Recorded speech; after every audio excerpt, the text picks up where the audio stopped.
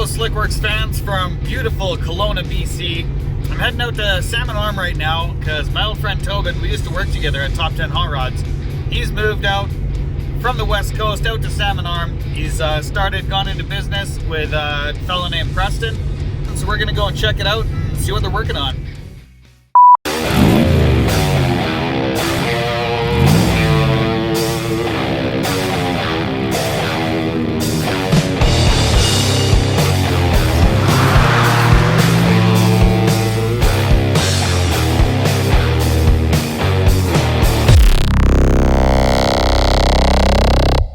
So we're here at Lakeview Fab. We're here with Preston and Tobin, and these guys are going to tell us about projects that they're working on right now. This is a 37 Ford pickup that I've been working on for the last couple of years, and I started this in Langley. Mike actually worked on it. Mike used to work with me, and we got going on this about 3 years ago, and it's almost completed metalwork wise at this point. Just a couple little things to tweak on it, but almost every panel on it is custom. About 1,000 hours of metalwork on it so far, and lots of subtle little things, but we wanted it to sort of look like something that could have rolled out of the factory originally, but just cleaned up a little bit, smoothed out.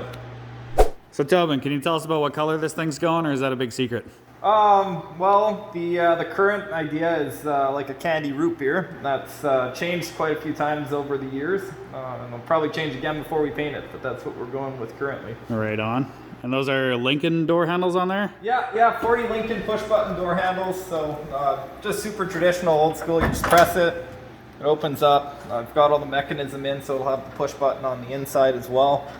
That's killer. 40 Mercury dash. This is running a Corvette mill, right? Yeah, 327 with tri-power.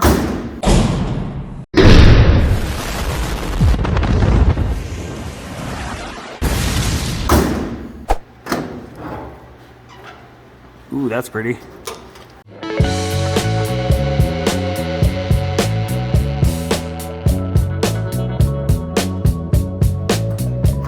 Anything else you could tell us about this here truck? Just lots of little custom things. It's on air ride. If you want to come check out the suspension in the back here. Yeah. It's kind of a custom 3-link sort of setup. So it's got lower trailing arms, then this crazy upper wishbone, which will run inside the bed, above the bed floor, and it'll articulate as you drive the truck. Watts link instead of a panhard in the back, just to stabilize it side to side. I'm just currently getting an exhaust fitted and getting that all working.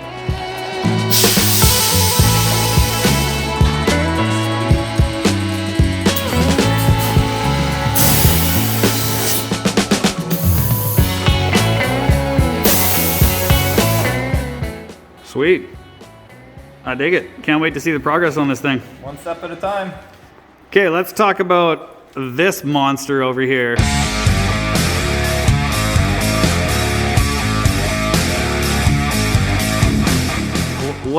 How did this start out? Did this start out as a 4x4 or? Oh yeah, this truck's seen a pretty hard life. I got pictures of me when I'm just a little guy actually standing next to this truck. It's a good family friend of ours. Awesome. He used to drive it every day. Unfortunately, about 20 years ago, it had a tree come down, crush the roof. The cab had to get all fully re-metal worked. This was done down on the coast. Corvette Specialties back in the day did the cab. Then he's been kind of in the process of restoring it over the last 15 years or so.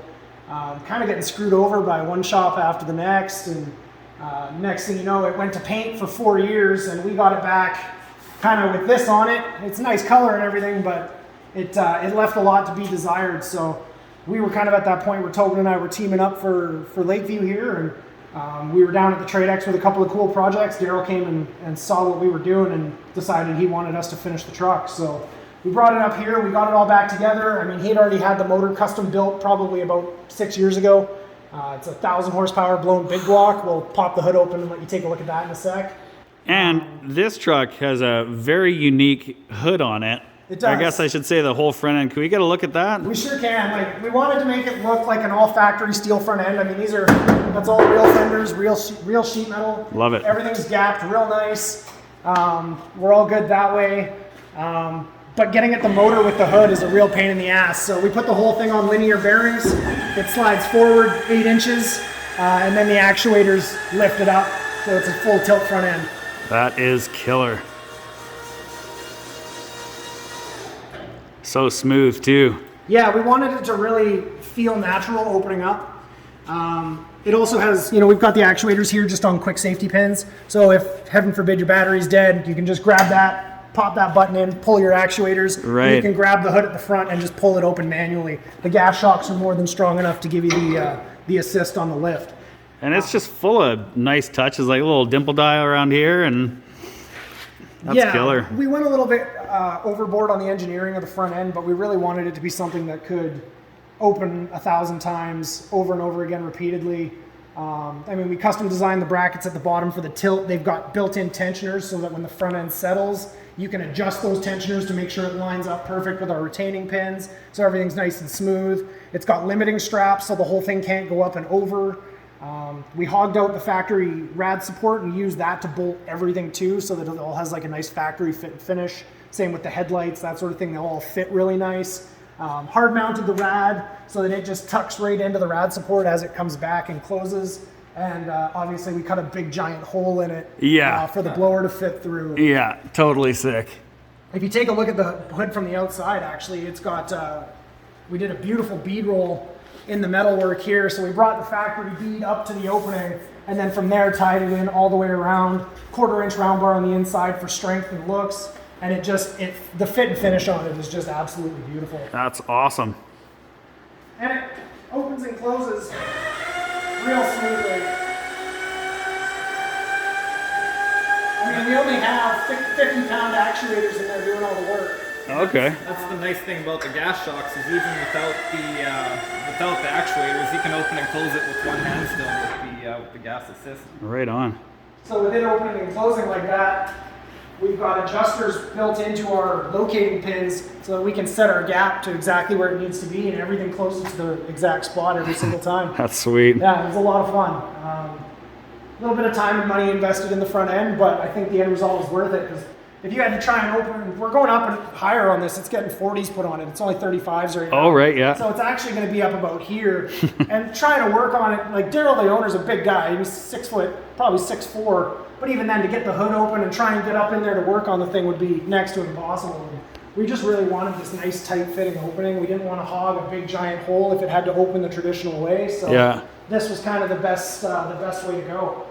This is just like this is like every little boy's dream, you know? Yeah, right? Like, it's like a Hot Wheel. Oh, totally. So we did a couple other little modern touches on the truck just to, keep that classic flair, but bring it into the modern era. We did full power side steps on the truck, so when you open the door, they'll drop down and they're fully illuminated. We did the soft open and close tailgate in the back. Just makes the truck easier to use every day.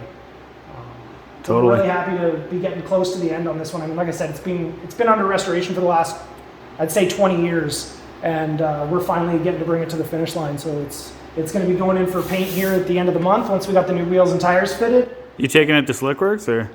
Yeah. Truck's got full custom stainless exhaust on both sides. We did all LED markers. So all the lights are LED now. On this side, we've got a custom fuel door tucked in behind. That's sick. That's all from LS Fab. We got those parts from. So that works really nice. Basically like a cabinet door. You just click it and it opens. Yeah, that's awesome. We're putting a modern GM fuel door in there as well, just one of the flow-throughs, so you don't have to try and get your hand in there to open it. Just put the filler in and you're good to go. It's kind of like a tip of the hat to like the 50s, 50s cars. They're always hiding, fuel fillers and weird spots behind taillights and stuff. Taillights that fold out and things like that. So really nice touch on this truck. And same with the tailgate. Like you just let it go. It's got a nice gas shock over here, just a slow drop. We ran cables instead of the clankety old, metal support bars. These are the nice new bear claw latches, and it closes like a dream. Just a simple, that's solid. Yeah, it still sounds like a truck though, which is good. It still does, yeah. You get that nice thunk, but you don't have to slam it, and it's not going to be back here just rattling around. So. Awesome. Yeah, that's pretty much it for this one. Very cool. So a lot of custom touches and a lot of little fun things, but just trying to get it all dialed in so that the guy can finally drive it for the first time in 2 decades. Right on. Yeah. So you're gonna pinstripe a little surfer dude on this here? Or? Yeah, that wave is not. That's why the truck's here. Yeah, so right. when he pulled it from the other paint shop down on the coast, we found stuff like that all over the truck. That's unfortunate. So that's and it had been there for 4 years, and it was not good. So this brand new paint job, you didn't feel guilty at all hitting it with a sander? No, Yeah. and we had to. I mean, when we first put the bed together, the bed was closed in to the point where you couldn't even get the tailgate on. The top was an inch too narrow for the gate to fit. Oh, that's so perfect. We had to flare it all out and re-gap every panel. Nothing had been together on this truck before. They painted it all apart and never fitted anything. So door gaps were horrible. The front end fit horrible. It was a lot of messing around just to get it all aligned again. Right. Okay, well, we won't say the name of that shop. We sure won't. Hey, Tobe, scratch the paint, man. So, tell us about this Lincoln here. This one is pretty special to me. This is a personal car. It's my 1962 Lincoln Continental. The car actually originally came from Mike Hall over at Rust Valley Restorers. They've been a good friend of the shop here. We've made a couple of appearances on the show, helped them with a few things. So when I went, after we moved up here, when I went project hunting, I had to go tear through his field of dreams and find something to build. And I was walking around humming and hawing, looking at, there was some cool old stuff, but it was a lot of muscle cars, a lot of old Mopars, that sort of stuff, which isn't really my scene. And then I get down to the very, very back, down at the bottom, and tucked up against this smashed up truck is an old 63 Lincoln, black on black. And I've always just loved the cars, so I got back up top and talked to Mike and asked me if I'd found anything. And I was like, well, the only thing I could see was this Lincoln down there, but it's real smashed up. It needs quarters. It needs everything, really, like holes in the floor, just full of marmot. Oh, yeah. It was just a gross car. And he looked at me kind of funny. He said, well, I got something I want to show you if you like that Lincoln. And he takes me up to the back storage barn and he pops open the doors, and right there is the ass end of this thing poking out. It didn't have any trim on it, didn't have any taillights, trunk, doors, hood, were all stuffed inside of it, but it was in primer like you see it, stuffed to the roof with parts. And just waiting for you. Just waiting. And he got it as a trade from his brother for another car that was in the show. They restored for the brother, and part of the deal was Mike got all the Lincoln stuff, the brother got the fully restored, it was a Buick Riviera. Okay. And Mike not a Ford guy, he's an old Mopar guy. So Mopar, yeah. He didn't really care for it, and because they'd already done an episode on the show of a Lincoln Continental for the first episode, they had no plans to use it for the show or anything, so it was just sitting there rotting away. The car has a full rebuilt motor and drivetrain. It already had that when I got it. The underside's already been prepped and sprayed. It was basically ready for paint and assembly, minus there's some body work, of course. I made him a deal. He took me up on it, and next thing you know, I had 3 Lincolns in the driveway. Perfect. Because with Mike, you can't just buy one. You buy whatever comes with it. So I got this car, which is it was a fully complete car that had been stripped down and ready to go. I got a complete parts car, the black on black one that I had originally seen. So we ended up getting this shop, moved everything in. First thing I had to do was lay the car out. So we bought an air ride kit for it, put all the suspension in it, bought a set of custom one-off 22s for it. We got Dakota digital gauges for it, and then just started fitting all the trim and getting it ready for paint. So hopefully this spring we'll have this thing body worked, and we're gonna do like a beautiful, I want it to look black in the day, black at night, with like a red kind of pearl or metallic to it when the sun hits it, but keep it really classic looking. Lincolns always look good dark. Right on. Yeah, really excited about this one, and it was originally bought as an investment, but I've always loved these cars so much that there's a good chance it's going to end up in the personal collection. You fell in love with it. Oh, the minute I got it home. Yeah. As soon as I saw the doors on it and it hit the ground for the first time, that was it for me. Yeah, no doubt. Yeah, we're really happy to have this one, and the other one's probably we're going to get rid of the parts car. Someone might find a really cool project there, or we might cut it in half and hang it on the shop wall or something. Right. Something fun. Cut it down the middle and Yeah, right. Just put one for each shop. It's got one good side on it, so we can put the one good side on the wall, and right on. we'll see what happens. But yeah, really looking forward to getting this one going. Cool. Yeah, we'll see this in shows coming up for sure.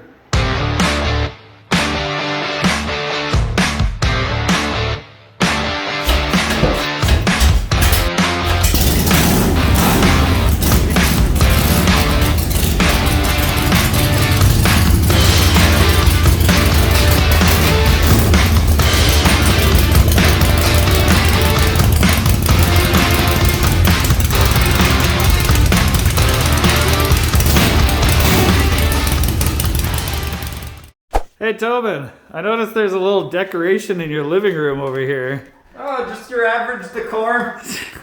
Nothing like a custom chopper in the living room. How sick is that? Just next to the couch and TV.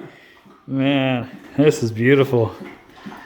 I got drunk and fired it up in here one night. No It's way. gonna be one of those nights. Really? You did, eh? That might have happened. Who did the pinstripe in here? That's by Slickworks.